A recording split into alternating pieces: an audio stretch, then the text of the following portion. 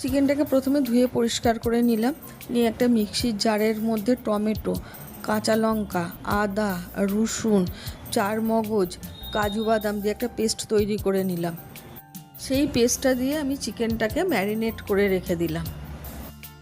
কড়াটা বসালাম, তেল দিলাম, ফোড়নে দিলাম তেজপাতা, গোটা গরম মশলা, তারপর পেঁয়াজ বাটা দিলাম, দিয়ে ভালো করে কষিয়ে নিলাম।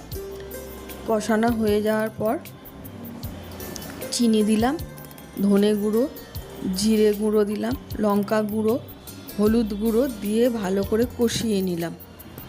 এবার ম্যারিনেটেড চিকেনটা দিয়ে মশলার মধ্যে কষাচ্ছি।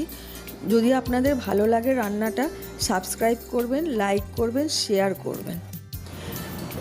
গ্রেভির জন্য গরম জল দিলাম, দেওয়ার পর যখন ফুটে উঠলো কসুরি মেথি দিলাম, দিয়ে পরিবেশনের জন্য নামিয়ে নিলাম। ধন্যবাদ।